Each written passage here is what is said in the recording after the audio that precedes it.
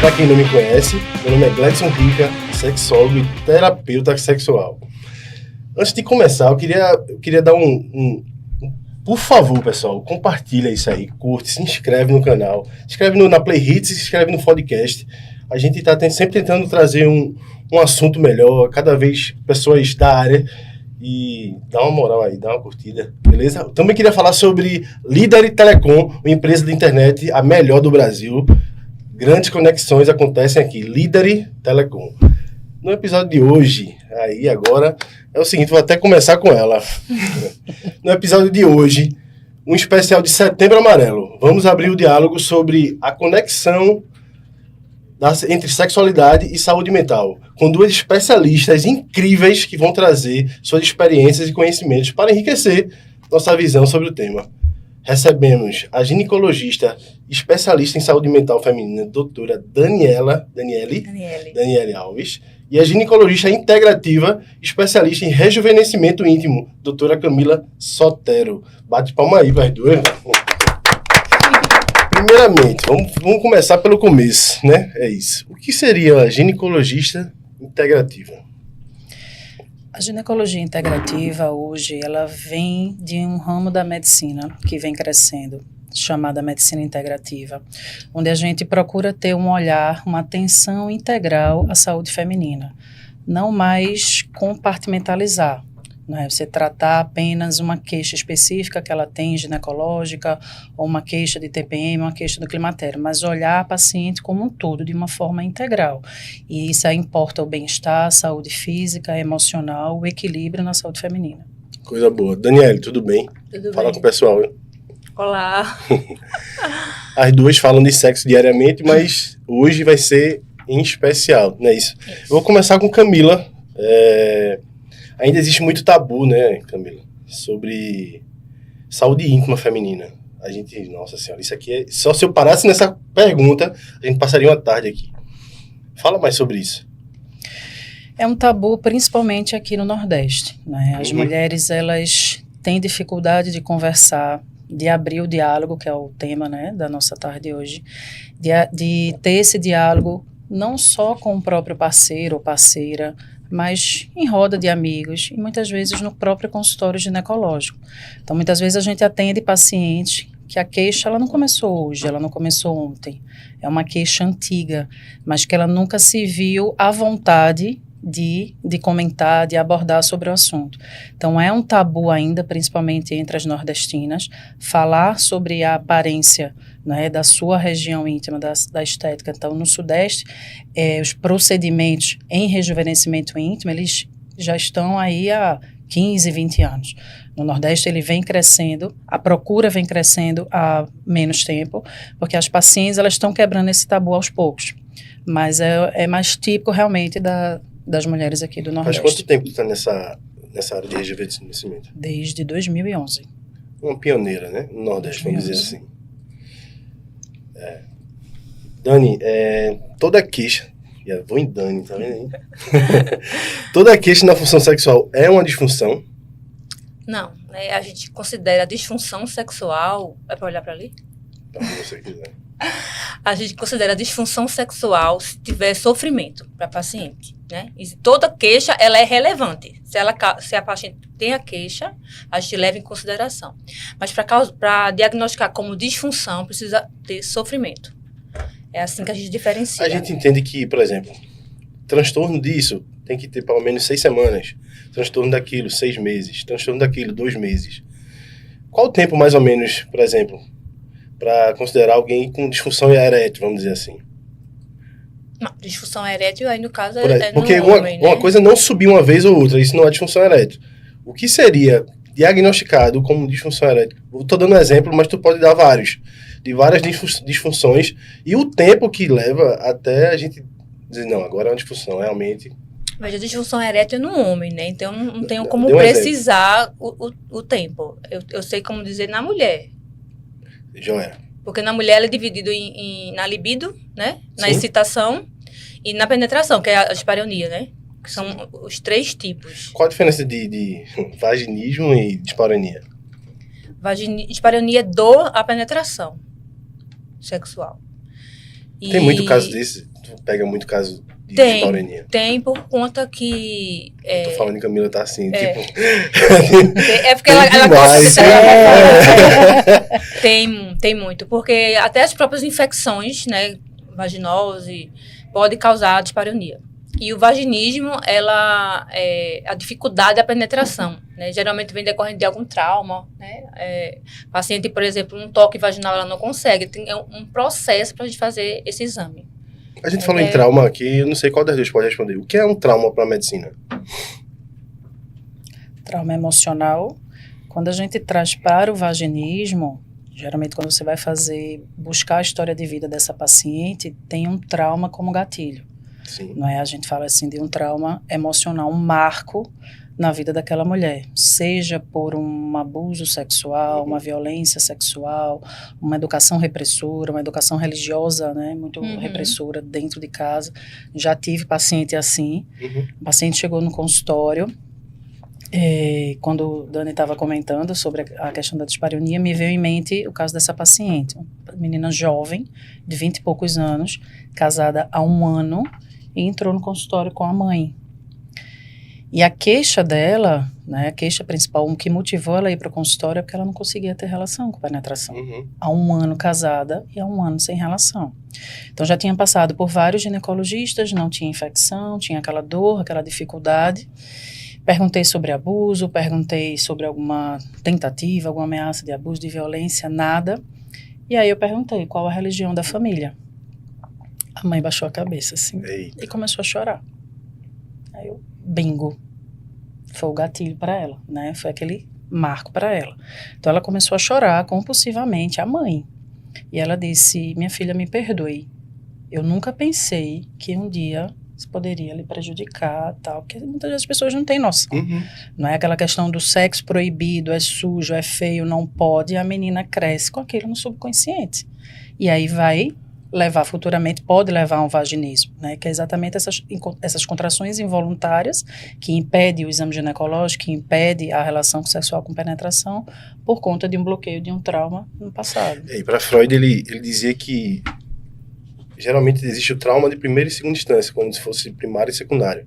O secundário, ele quando estoura é o secundário, porque já aconteceu um trauma lá na infância e ela não lembra, e o segundo fez ela relembrar, seja lá o trauma qual for, tá? Até um acidente. Sim. E aí você fica com aquele trauma e isso tem a ver com o que aconteceu. Mas enfim, isso aí não vem ao caso agora.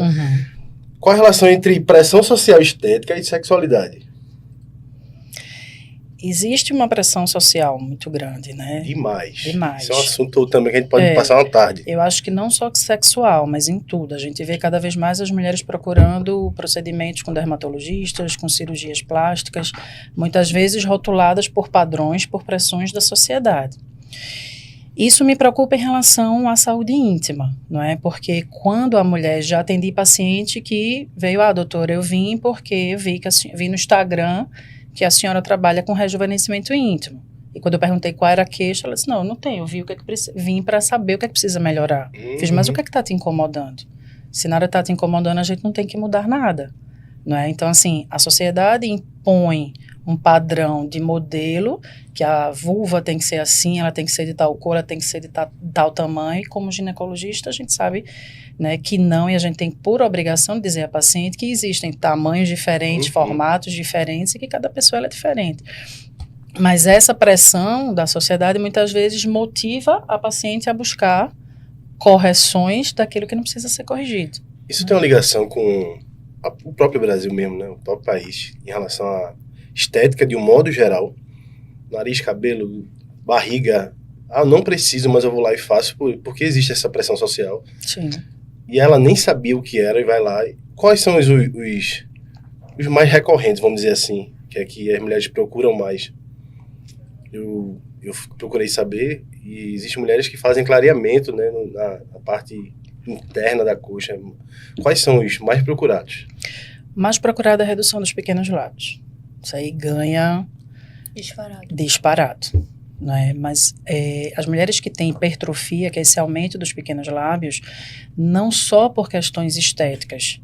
Mas, muitas vezes, questões físicas também, porque incomoda com roupa íntima, com o uso de um biquíni, ela fica constrangida em usar um biquíni na praia, na piscina, em bike de academia incomoda, com o uso de uma calça jeans, uma roupa mais apertada. Na penetração. Na penetração atrapalha, então tem questões físicas. E, emocionalmente, mexe com a autoestima, né? E constrangimento perante o parceiro por ficar constrangida pelo tamanho, pela cor.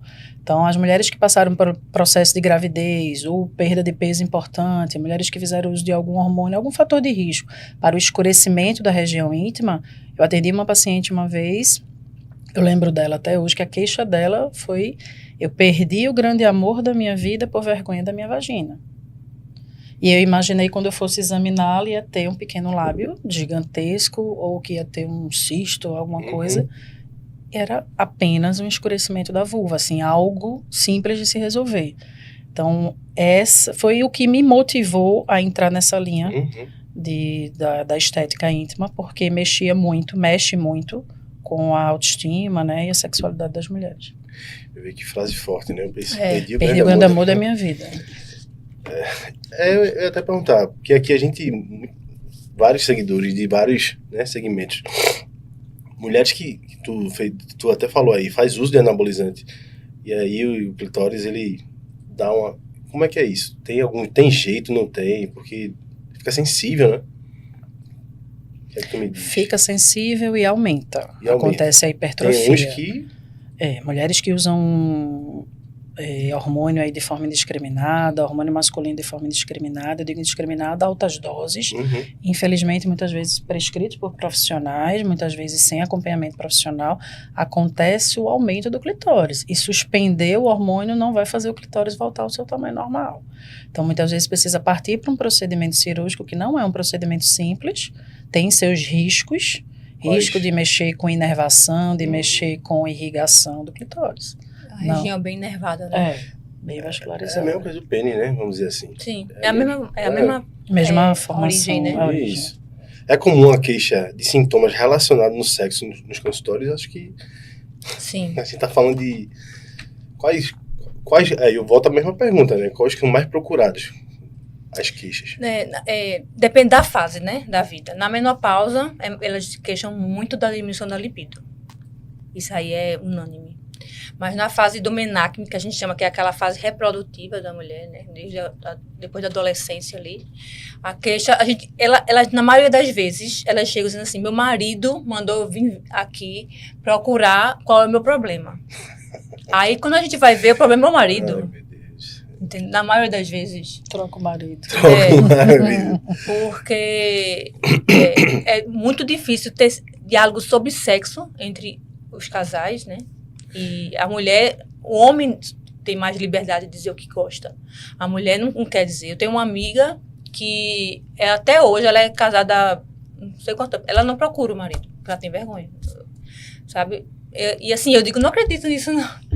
Mas assim, é uma pessoa instruída, tudo, mas não procura. Então assim, são coisas que ela está começando, eu acho, está começando agora a ter uma diminuição dessa vergonha e uma introdução maior desse empoderamento, né? Porque ela se fala muito de empoderamento, mas no consultório a gente vê que algumas coisas ainda tá bem aquém do que poderia ser. Empoderamento sexual, né? A gente pode formar agora, por mês, 10 mil faculdades de psicologia e não vai dar conta da doença que o Brasil...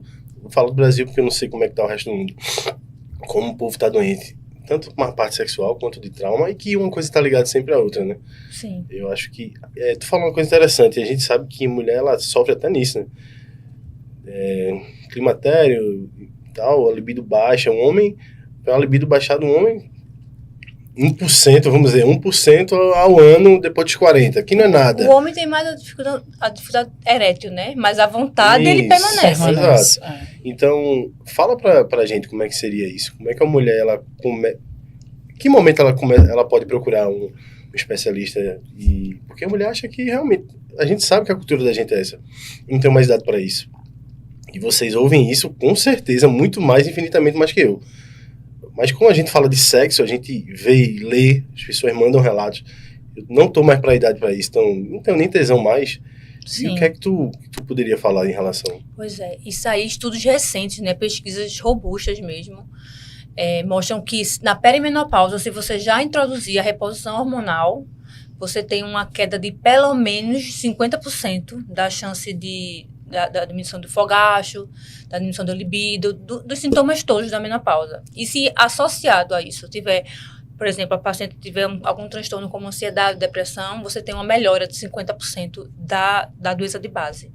Então, já na perimenopausa, aí, nessa faixa etária, perimenopausa, menopausa, é a faixa etária que comprova que tem benefício da reposição Qual é a hormonal faixa com etária? testosterona. E uma e a outra? A menopausa é Pra quando tu me entender. A menopausa é quando você fica 1 ano sem menstruar, né? E a Que é mais ou menos 52, 53, né? E a perimenopausa são os anos que antecedem, em média 10 anos, né? 5 anos, 10 anos. Entre a idade da loba, né?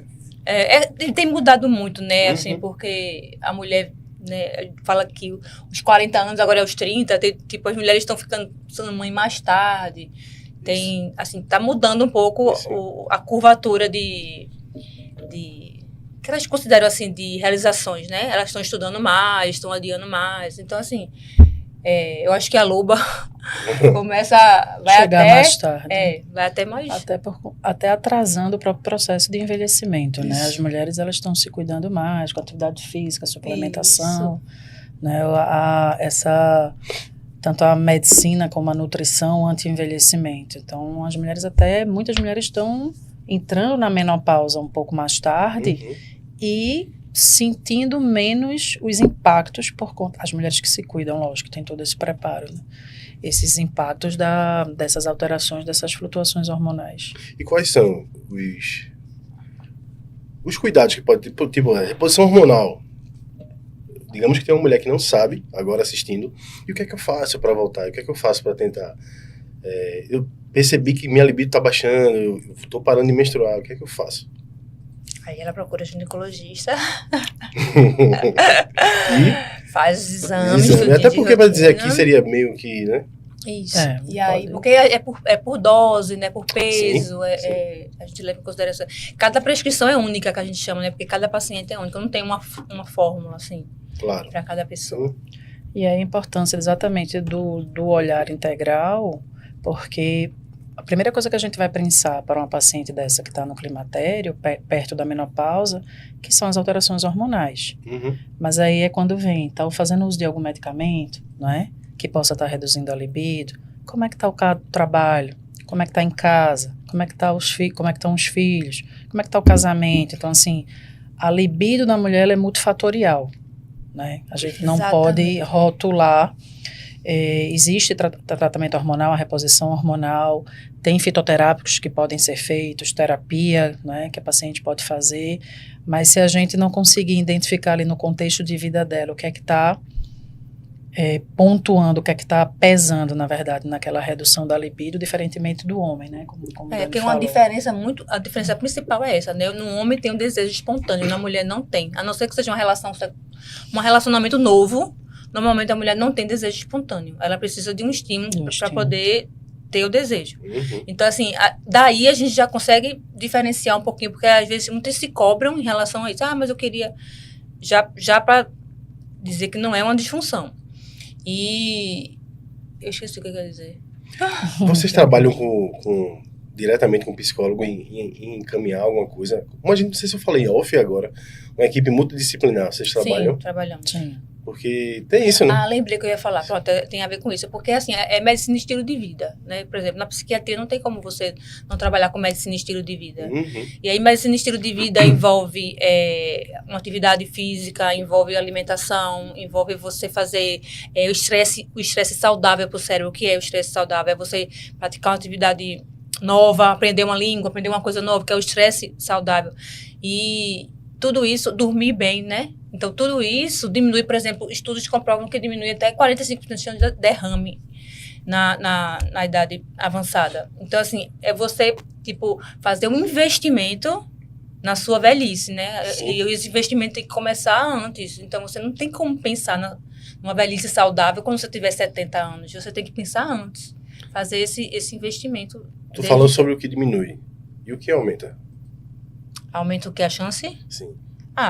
o que a gente tem hoje em dia, né? É se alimentar mal, alcoolismo, dormir pouco, obesidade. Tudo isso aumenta muito a chance. O diálogo é importante para a saúde sexual do casal. Total. A gente tá falando sobre isso, né? Chega uma mulher dizendo que o marido mandou, ou chega os dois? Como é que é o procedimento? Difícil chegar aos dois, né? Tem vindo muito. Tem melhorado. Conta pra aí. Como é que tá? Tem. Eu tava pensando aqui no caso de uma paciente, aí tem a ver com menopausa também. Paciente na menopausa, se eu não me engano, ela tem menos de 60 anos, veio para mim no meio da pandemia. Ela é tia de uma colega ginecologista de outro estado, da Paraíba, e aí ela me indicou, me referenciou, porque ela estava com queixas de menopausa, irritabilidade, isso e aquilo, e ela veio para consulta. A primeira consulta ela foi sozinha, solicitei todos os exames, dos hormônios, né, para ver, configurar, avaliar a dosagem, iniciei a reposição hormonal, e aí entrou o lockdown, entrou isso, entrou aquilo, aí quando ela voltou, foi no meio da pandemia, ela veio para consulta com o marido. A aparência dela envelhecida, assim, uma mulher que era uma mulher na menopausa, mas assim, aquela mulher viva, né, arrumada, maquiada, aquela mulher entregue, assim, parecia ter seus 70 anos. E avaliei os exames, estavam melhores, as queixas estavam piores, ela fazendo uso da medicação, mas no meio da consulta, o marido calado, assim, do lado. E no meio da consulta, ela pegou a bolsa e começou a ficar assim. E olhando pro nada, e assim, mexendo, eu fiz, opa. Aí eu fiz, veja. E aí fui abordar a questão emocional. Né, que ali ela estava precisando muito mais de um apoio psicológico, psiquiátrico, que alguns sintomas eram semelhantes e presentes ali de uma depressão, uma coisa na menopausa, do que de mim como ginecologista naquele momento. Mas ela estava quase entrando em surto ali na minha frente, no consultório. Então, a primeira atitude que eu tive foi ligar para uma tia, que é psicanalista, e perguntar se ela estava no consultório, para encaminhar a paciente para lá. Só que ela estava com Covid. Ela disse, o que foi que houve? Eu relatei, a paciente está assim, está aqui na minha frente, assim. E ela me deu umas orientações, porque ela faz a parte de psicanálise integrativa também, faz reiki. E aí fui fazendo com a paciente, de algumas falas, de respiração, e pense nisso, e feche os olhos, e vá fazendo isso. E o marido também foi entrando no clima, e botei uma musiquinha ambiente, eu fui pronto, virei psicóloga, e ela foi se acalmando, o marido se acalmando. E a gente perceber que naquele momento ela não estava precisando da ginecologista, né? Ela estava precisando um pouco mais ser ouvida e ser avaliada por um psiquiatra. E aí essa parceria, a importância da equipe multidisciplinar, né? É muito importante. Então o marido estava ali apoiando ela, mas ao mesmo tempo muitos parceiros vão para a consulta até numa forma de intimidação. Sim. Então, também tem uma paciente que foi para consulta com o marido e ele na consulta de braços cruzados, cara feio olhando para baixo. A queixa dela era de hipertrofia dos pequenos lábios. Fui examinar, comprovei, expliquei todo o procedimento, mostrei na vulva como é que era isso, fazia ela. E aí, meu amor, o que é que você acha? E ele disse, você sabe, por mim você não faz. E ela disse, não, mas a doutora disse isso e isso. Então, assim, eu acho que no final das contas ela queria que eu convencesse o marido a fazer. Provavelmente ele nem ia para consulta, né? Isso, ela meio que obrigou ele aí, obrigou entre aspas a ir para consulta, uma forma talvez de eu convencê-lo a fazer, né? E aí é o que eu digo aos pacientes, um procedimento estético, né? Se a gente vai mexer porque está incomodando a mulher a ponto de estar mexendo com a sexualidade dela, de estar mexendo com a autoestima dela, é uma coisa que incomode a ela, é para satisfazê-la. Né? Então, cheguei para os dois e fiz, olha, vocês conversam em casa. Quando você decidir, né, você volta e a gente faz o procedimento ou não. Então, eu vi que ele estava ali meio que para impedir que ela fizesse. Ou ela, que queria que eu convencesse ele de que aquele procedimento era adequado para ela. Então, a gente passa por situações assim também no consultório. Tá ao vivo? O pessoal quer saber como é que terminou essa história. Ela não voltou. Porque eu tô aqui esperando o final da história. Ela não voltou. Eu não fiz. Ou seja, ela não vai fazer. Ela não voltou. Em pleno sim. século XXI. Ah, não. Porque Isso se aí- ela buscava um procedimento para satisfazer o parceiro e precisava da aprovação dele, eles, não, por mim tá tudo ok, não precisa. Então, assim, ela, como qualquer outro procedimento, se a mulher vai botar um botox, vai colocar uma prótese, você vai pintar o cabelo, é para te satisfazer, né? Então, a gente encontra tanto o parceiro ou parceira que está ali realmente para apoiar, como essa paciente da menopausa, que estava ali numa questão psiquiátrica, mas também o contrário. Então, o diálogo, ele precisa existir. E a menopausa é assim, a gente sempre, o bom assim, eu escolhi fazer saúde mental da mulher, porque assim, a mulher, ela tem as variações hormonais, tipo assim, os picos, né? A adolescência, a gestação pós-parto e o climatério, e a menopausa. São 3 momentos críticos. E aí é um fator de risco para desenvolver algum transtorno mental, que era provavelmente o que ela estava apresentando, isso. né? Que estava confundindo isso. com sintomas da menopausa. E uma coisa muito comum na queixa da sexualidade, assim, elas chegam assim, doutor, eu queria... Elas não chegam assim, doutor, eu queria saber o que é que eu tenho, não. Elas chegam assim, doutor, eu queria que você passasse um remédio para eu melhorar a minha libido. Aí você faz, tá bom, mas como é? Como é seu parceiro? Vocês se dão bem? Vocês conversam? Aí você começa a conversar, aí você começa a ver, né? Por exemplo, ela fica sozinha para cuidar da casa, para cuidar dos afazeres, ela é super sobrecarregada, sabe, estressado, trabalho estressante. Aí você fica vendo que a conjuntura todinha é péssima. Aí você, assim, eu posso dar um caminhão de hormônio que não pra vai, você. Não vai. não é só isso. É como esse copo, né? A gente enche esse copo e como é que tu vai usar ele? Tem vários copinhos aqui. Um é trabalho, outro é família, outro é não sei o que. E por último tem um sexo aqui, que ele não é carregado. Você não bota líquido nele. Qual é o tempo do sexo? Qual é o tempo do E aí sexo eu sempre digo pra ela, o A sexo... libido foi pra todos os cantos mesmo pro sexo. O sexo da noite começa com um bom dia da manhã, né? Isso. Se você de manhã cedo já tratou mal, já não sai de cara feia, como é que é fazer sexo de noite? Não tem, entendeu? Eu sempre digo a elas isso, assim, ó, o sexo da noite começa com um bom dia da manhã. A depressão pós-parto. Eu ouvi dizer, você estava lendo umas coisas que é tão comum que normalizou. Normalizou, como tu diz assim, é normal. Que depressão, né? Não dá para falar sobre normalidade num assunto desse. Mas entre todas as depressões que tu falou aí, é desse ponto mesmo, é normal, já virou uma coisa muito normal, porque é como uma paciente se vê, tipo, obviamente que eu tô falando, né?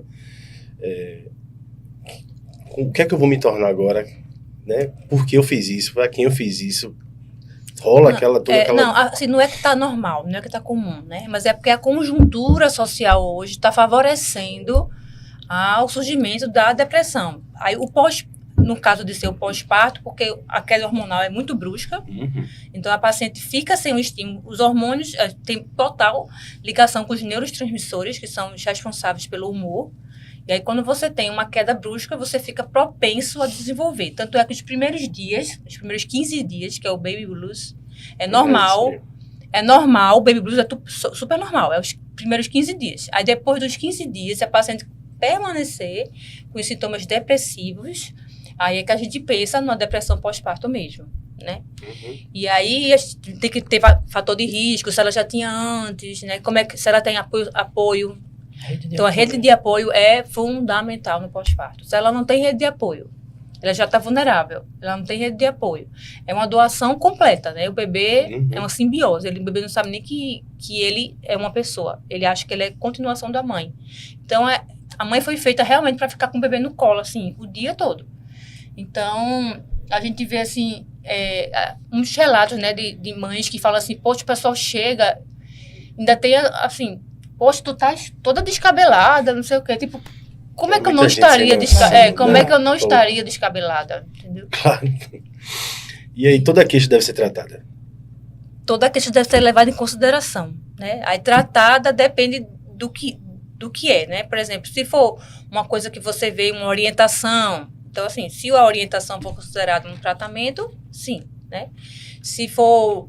A gente tenta começar sempre escalonar, né? Começar com psicoterapia, ver o que consegue resolver com psicoterapia, e aí vai acrescentando a partir disso, né? Por exemplo, um casal, né? Que é uma paciente que chega com uma queixa de diminuição da libido, e você vê que tem um problema que existe a diferença entre você escolher uma terapeuta de casal e um sexólogo, né? E aí você vê se o problema é do casal ou o problema é da relação sexual. E aí daí você escolher como ajudar. Mas assim, nem sempre elas vão sair de lá com a receita de remédio, não. Que é o que elas pensam que vão sair. E é o que elas querem, né? É. Inclusive, tem muito psiquiatra que faz isso. Dá o cala a boca, que tu tá precisando, e vai embora e tá tudo certo. Na ginecologia, se elas não saírem com uma receita de pomada, elas não gostam. É porque é o caminho mais rápido, né? Não mais é? fácil. E todo mundo quer o caminho mais rápido, né? Pra emagrecer, pra fazer, enfim. Em relação à estética íntima, influencia na autoestima em relação aqui. A gente falou aqui quase agora, que tu disse a história da estética em geral. Eu não preciso, mas eu quero fazer. Mas influencia quando eu preciso. Quando eu digo influencia, pra mulher é óbvio que influencia, mas pra quem tá em volta, pra marido, sei lá, uma mulher solteira que ela quer, influencia?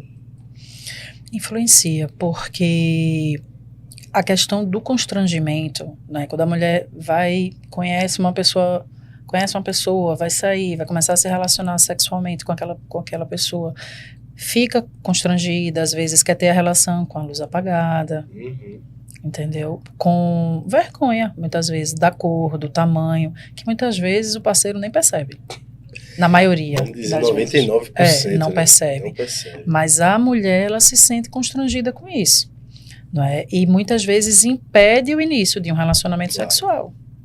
Ou um relacionamento que já esteja nessa fase de pós-parto, de mudança de corpo, de aumento de peso, de flacidez, né? Tudo, perda de peso, com o próprio marido. Então, muitas vezes você está casada há muitos anos, mas mexe aí a identificar, né? Nessa fase o que é baby blues, o que é depressão pós-parto, por conta da aparência estética. Mexe, sim. E quais os benefícios do rejuvenescimento íntimo para a saúde feminina? O principal é melhorar a satisfação sexual, a autoestima e satisfação sexual. Porque a partir do momento que essas alterações sejam decorrência da própria fisiologia e anatomia feminina, né, como o tamanho dos pequenos lábios. O tamanho do pequeno lábio, ele se define ali na adolescência. Pessoal, o que é o pequeno lábio? A gente tá falando pequeno, grande, bababá, mas tem gente que realmente não sabe, né, Dani? Aqui é a região...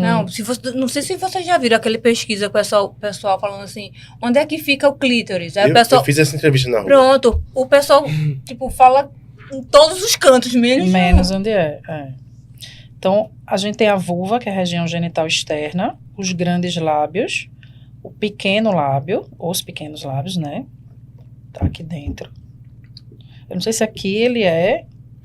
Paulinho, isso aqui. tem um focar. Porque teoricamente seria assim, né? Será que isso aqui não é o pequeno lábio, isso aqui é a vulva, a vagina? Vermelhinha assim, será que não é a vagina? E aqui é o pequeno lábio, aqui é o grande, aqui, essa vulva tá grande. Essa vulva, ela tá desproporcional, mas vamos lá. Se a gente for considerar que ela é toda, porque eu tava considerando só aqui, desculpa. Se a gente for considerar ela toda, aqui são os grandes lábios, que eu tava pensando aqui, só. Então, o pequeno lábio é isso aqui? Seria essa entradinha. Tá lá pra dentro, ó. Aí por isso que eu pensei que era a vagina. Que aí vem pro canal, mucosa, né? Que aí seria grandes lábios, pequenos lábios. Muita gente confunde o que é vulva e o que é vagina. Vagina é o canal, né? Lá dentro. E aqui a gente tem capuz do clitóris e o clitóris. E é importante falar que a vagina, ela tem fundo cego, né? Não, o clitóris ela tem fim, porque as pacientes vão pra urgência pra tirar a camisinha da vagina. Clitóris é a uretra. Dá até pra tu brincar e fazer isso aqui, ó. É que eu tava vendo de cima pra baixo.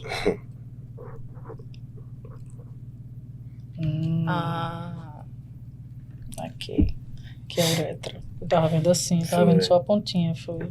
Então corta essa parte.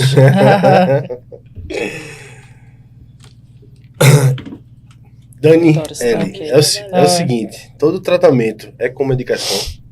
Não. É o que o povo quer. O povo a gente tá falando sobre isso agora. Isso. Vou na minha psiquiatra pra ela passar um negócio pra mim. Eu não quero nem fazer terapia, não quero nem psicoterapia. Porque assim, tem tratamento que a psicoterapia responde muito mais do que o remédio. Por exemplo, TEPT, né? Que é o trauma, transtorno pós-trauma. TOC é outro também, que responde muito mais com terapia do que com medicação. Porque você vai ter uma reeducação, né? Principalmente da família, que é outra coisa muito importante, que é a psicoeducação familiar, né? Que a família às vezes atrapalha bastante.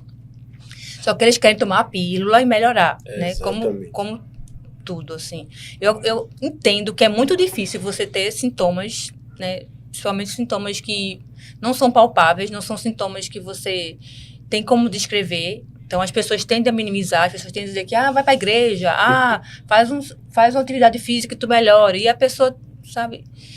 E eu sei que, assim, que tomar um remédio seria tão bom, muito bom, mas às vezes, né, o transtorno vem de tanto tempo e se você não tratar aquilo, o remédio por si só não vai funcionar. A gente tá falando de remédio aqui, mas é bom até lembrar disso. Puxa, tem remédio que baixa a libido e tem remédio que aumenta a libido. Né? Isso, por exemplo, tá tomando um para depressão, aí tem um que cai e toma outro que... Como é o procedimento? Há muitos remédios. Eu dei um exemplo da depressão, tá? Mas tu pode falar sobre vários aí. Muitos remédios para depressão eles diminuem. Na verdade, não tem um que aumenta, né? Tem os que não interferem. Sim. E aí, a gente tenta, assim... É de paciente para paciente, mas já tem estudos que comprovam que diminui. Né? Os mais comuns, que são os inibidores da recaptação de serotonina, que é o que a gente mais usa, eles diminuem. Aí, só que a gente espera, a gente inicia, se a paciente sentir muita queixa, aí a gente tenta trocar por outro. E se ela não falar? Pois é, mas a gente pergunta, entendeu? A gente tenta botar isso como na anamnese da gente, assim, como é que tá a vida sexual, você percebeu alguma coisa?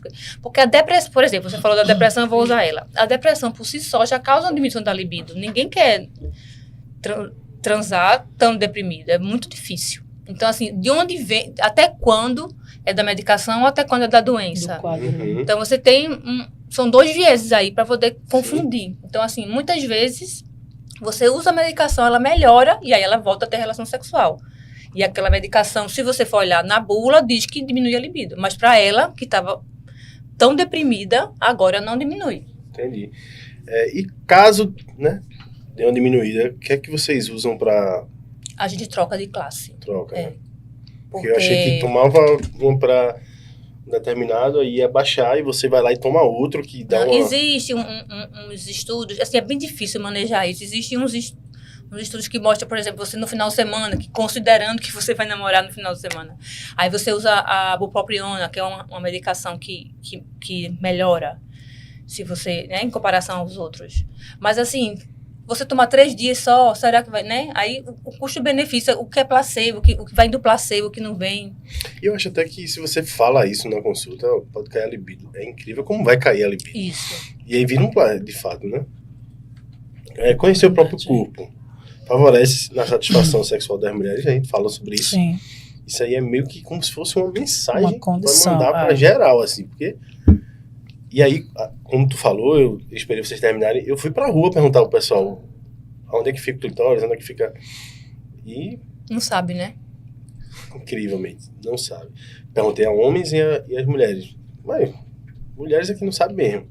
Quantas mulheres, de fato, sentam de frente pro espelho e olham o que ela tem, né? Homem já olha desde pequeno ali. Então, quantas mulheres fazem isso, de se olharem, né? Mas o isolamento da pandemia trouxe mais esse olhar para as mulheres, foi. No consultório eu comecei a observar um aumento maior nos atendimentos de mulheres com queixas de alterações estéticas, buscando rejuvenescimento íntimo, porque estavam em casas, isoladas, né? E você passa a se olhar mais. Uma paciente, ela foi com a filha, já maior de idade, a filha, e após observar o pequeno lábio aumentado da filha, que a filha foi se queixar, na verdade, a mãe foi se olhar. E ela disse, doutora, eu também tenho. E aí, ela passou a perceber, né, porque assim, ela nunca tinha se olhado. Então, as mulheres, elas começaram a se olhar mais. Mas tem mulher que ainda não sabe a diferença de grande lábio para pequeno lábio. Chega no consultório e faz, não, porque meu grande lábio está aumentado. Eu fiz o grande ou o pequeno? Não sei, acho que é. Né? Então, assim, o entendimento do corpo, você conhecer o seu corpo, o que é que tem de errado, né? O que é que tem alterado que possa ser tratado, que possa ser corrigido, ou que é aquela questão que a gente falou de padrões, né, estéticos. O que é, o que pode causar com o aumento do pequeno lábios? O aumento do pequeno, ele na verdade é constitucional, Não é medicação, não é hormônio, exercício, nada que a paciente fez. Geralmente o tamanho ele se define na adolescência. Só que muitas mulheres elas passam a perceber isso numa idade adulta mais avançada, após perda de peso importante, porque quando ela perde muito peso, uma paciente fez uma bariátrica, por exemplo, ela perde volume de gordura de vulva. Sim. Então, não é que o pequeno lábio aumentou, ele se destacou, ele já era daquele tamanho, ele se destacou. Porque o grande lábio diminuiu, Diminuiu. Ele murchou, ele perdeu, ele tem gordura ali também, então ele também perde, né? Ou quando a paciente passa a fazer um tipo de depilação diferente, ela passa a depilar completo, né? Toda a região íntima. E aí ela, opa, eita, aí passa a se olhar. Isso aqui existia, não sabia. Isso. Questões estéticas começam assim. Agora, por desconforto físico, ela já vai percebendo desde a adolescência. Mas isso implica em alguma coisa? Dói? Como é? O aumento disso, vamos dizer, aumentando os pequenos... O que é que pode ocasionar? Tem mulher que tem desconforto na relação sexual, na hora da penetração. Tem paciente que relata que não consegue fazer bike de academia porque incomoda. Algumas roupas ficam Algumas roupas mais apertadas. Porque imagine lá na bike, ela com pequeno lábio aumentado se exteriorizando. Às vezes tem pequeno lábio que se exterioriza pela calcinha. Então ela tá ali sentada e vai atritando, né? Incomoda. Com o uso de uma calça jeans mais apertada, não se sente à vontade num biquíni, por exemplo, que fica um volume muito aumentado. E os grandes lábios, tem muito cirurgia em relação para diminuir? Cirurgia não, mas mulheres com o avançar da idade perdem volume e textura. Então, da mesma forma que a gente apresenta rugas no rosto, existem rugas na genitália também. Então, o grande lábio, ele perde aquele volume, ele fica mais enrugado, ele fica mais, literalmente, murcho.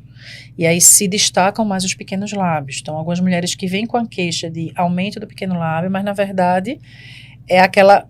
tá desarmônico. E aí eu chego, não precisa você fazer uma cirurgia para reduzir os pequenos lábios, mas a gente pode fazer alguns procedimentos não invasivos, sem anestesia, que pode melhorar a textura da pele, a coloração, e devolver o volume harmonizante sem precisar operar.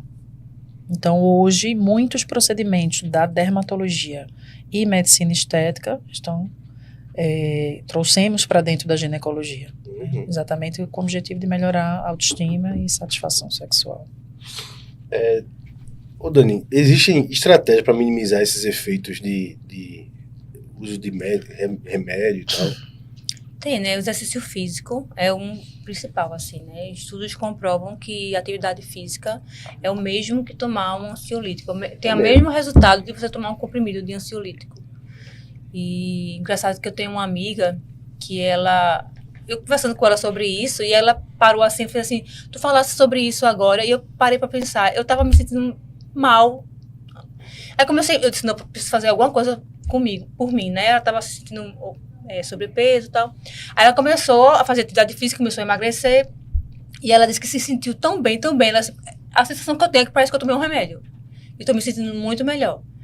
Então, a gente considera uma média de 150 minutos por semana de atividade física, na intensidade moderada. Para os pacientes, eles melhoram muito os sintomas de ansiedade e depressão. A menopausa é conhecida já pela diminuição do libido. O uso de remédio piora? Piora. Mas aí, os remédios, de modo geral, pioram, né? Sim. Aí, por isso que se você tomar o hormônio na perimenopausa, testosterona na perimenopausa, aí você potencializa o efeito do antidepressivo, ou seja, você tem uma melhora na ação do próprio antidepressivo, como você tem uma melhora da libido. Que confusão da bexiga, não? A mulher toma um para antidepressivo, aí o outro dá um... É bem isso. Quais fatores emocionais e psicológicos podem interferir no orgasmo feminino? Agora entrou uma parte boa. Muitas das coisas que a gente já vem conversando, né? As alterações hormonais, a depender da fase, ou na própria gestação, ou no pós-parto, como a gente conversou, essas alterações hormonais diminuem o libido, consequentemente vai mexer ali no final, né, que é o orgasmo, a período de perimenopausa e menopausa, uso de medicações, situações emocionais, estresse, trabalho, né? Hoje em dia se fala muito, eu fiz até uma live uma vez sobre a síndrome da Mulher Maravilha, Sim. Né, em que a mulher, principalmente na gestação, né, vem todo aquele pensamento se vai dar conta de casa, de filho, se vai conseguir mamar, se vai conseguir o parto. Então, aquele turbilhão de emoções vai mexer no final com libido e orgasmo. Uma coisa importante é normalizar, né, a relação sexual sem orgasmo em si, né, para a mulher, pelo menos. Para ela, a maioria das mulheres nem sempre quer chegar ao orgasmo, ela está satisfeita. O problema é o homem que quer que ela chegue ao orgasmo. Aí a gente tem que ver de quem é a queixa, né? De chegar ao orgasmo. Então, assim, normalizar o fato de que uma relação sexual ela pode ser boa sem necessariamente chegar ao orgasmo feminino. Esse é outro assunto pra gente passar uma tarde todo falando sobre isso, porque existe uma cobrança social em relação ao orgasmo feminino, que o homem não espera, e que não sei o quê.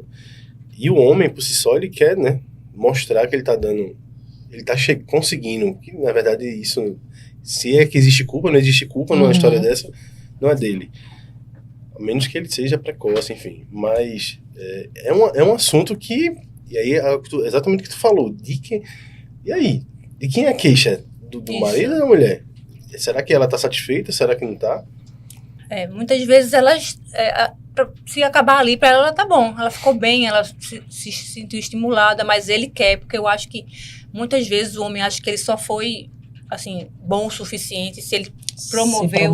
O orgasmo. Que a gente sabe que a recíproca é verdadeira. Tem mulher que, enquanto o cara não chega ao orgasmo, ela acha que não está acontecendo. Por que tu não chegou hoje? Né? Então, como a gente né?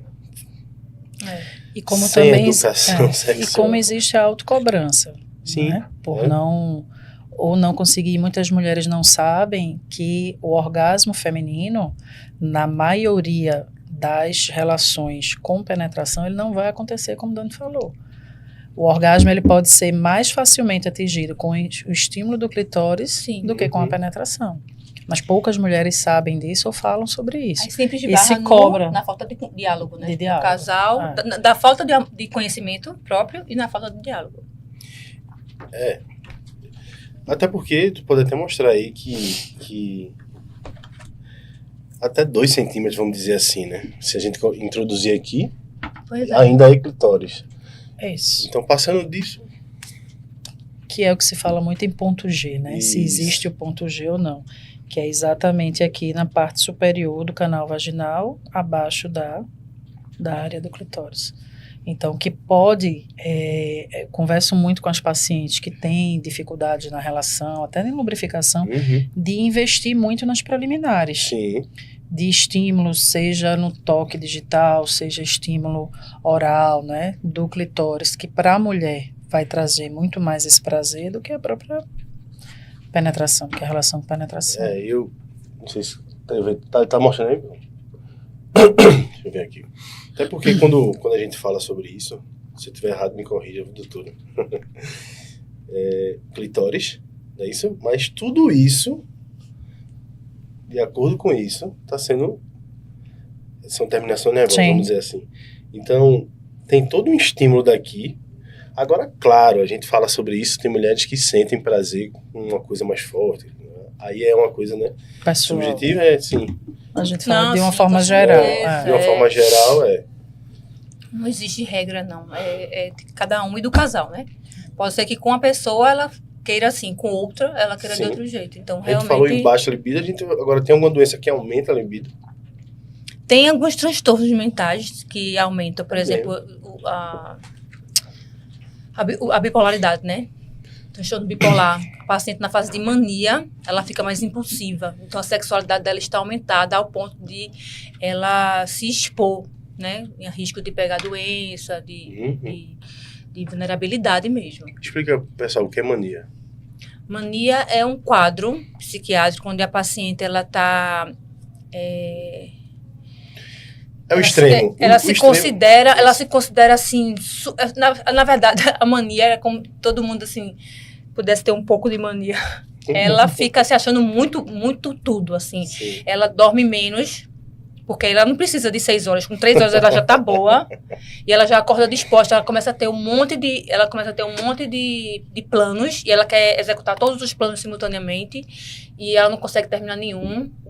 E aí às vezes ela compra, fica compulsiva, aí compra, em vez de comprar uma roupa, ela compra 10, compra 15, compra 5 celulares, se inscreve em um monte de curso, um monte de coisa, e aí quando passa a mania que ela vai ver, né? Por isso que a gente pede ajuda aos familiares que pega o cartão de crédito, não deixa ela ter acesso, porque é uma coisa que ela não está raciocinando. Então, a mania, ela acha que vai descobrir a cura da AIDS, ela acha que vai descobrir a cura do câncer, assim, ela fica...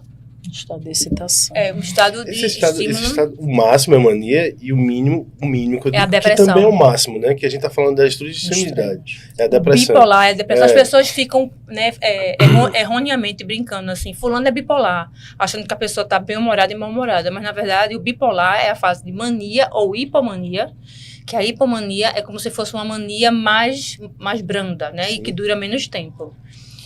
E a depressão. Porque a depressão normal, é igual a outra depressão mesmo. Que muitas vezes é conflito com borderline também, né?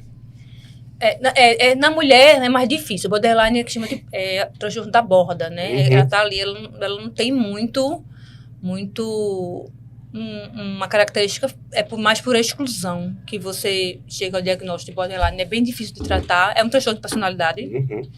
Assim como o narcisismo, assim como a psicopatia, a borderline é um transtorno, mas não no nível deles, né? Ela está em outro nível. É bem difícil de tratar. Mas a paciente é mais emotiva, sabe? Ela é mais... tem mania de achar que tudo é com ela, todo mundo está contra ela, e ela é culpada, um complô contra ela. É mania de perseguição. É diferente, assim, E a esquizofrenia também pode ser um quadro onde tem aumento da libido, né? São quadros onde você tem uma hipoatividade do córtex pré-frontal. Pré-frontal, que é onde você raciocina e pensa sobre as coisas. Então, quando você baixa isso, você inibe o inibidor, você fica desinibido, né? É o que acontece quando você bebe. O álcool inibe o inibidor. Então, você fica mais... Desinibido. A conversa tava ficando boa. Eu fui deixando... E aí, a gente tava falando de orgasmo, como é que ele afeta o bem-estar emocional da mulher? Exatamente por essas cobranças. Ou a própria autocobrança, né, a autocobrança feminina, como a cobrança do parceiro, aí falando de vários tipos de relação, né, ou da parceira, em atingir um orgasmo, em achar que aquela relação ela só vai ter sucesso, ela só vai ser, né, finalizada após atingir o orgasmo. E aí, mais uma vez, a gente volta para essa importância do diálogo, que muitas vezes o homem é muito movido fisicamente, né, e hormonalmente falando. A mulher tem toda essa questão emocional que a gente precisa ponderar, né, que pesa. Então, uma mulher que está passando por um processo, um divórcio, está num relacionamento novo, está em disputa em guarda de filhos, tudo isso pesa. Então, muitas vezes, ela vai para aquela relação, para aquele momento, né, com aquela vontade, tem até a libido, tem o desejo, mas está com a cabeça ali, pensando em mil coisas e não consegue atingir o orgasmo, ou o parceiro não consegue chegar ao orgasmo, e aquilo ali pesa, mexe, né, e termina de uma certa forma inibindo para outras relações, para outros momentos, e isso vai se tornando uma coisa crônica, que se a gente não conseguir identificar se é algo hormonal que precisa ser corrigido, se é efeito colateral de alguma droga que precisa ser ajustado ou trocado, ou se é algo emocional que precisa ser trabalhado, muitas vezes é só numa conversa, né? Precisa ser. Então, tudo isso termina que na saúde íntima feminina, essa questão emocional mexe muito. E vocês recebem muito, tipo, a gente tá vendo aí que tem várias, né? Variáveis diversas. Você recebe muito uma paciente dizendo assim, às vezes é até mental, e elas querem um remédio, elas querem algo eu quero porque eu não tô conseguindo, não tô chegando lá. Ou seja, se tivesse um remédio para chegar lá... remédio é sempre. Elas ia querem ser, sempre um remédio. Mas para orgasmo, tu acha que facilita? Um remédio que facilita eu chegar ao orgasmo. Será que elas pedem? Geralmente para melhorar a libido. Para melhorar a libido. Automaticamente é uma coisa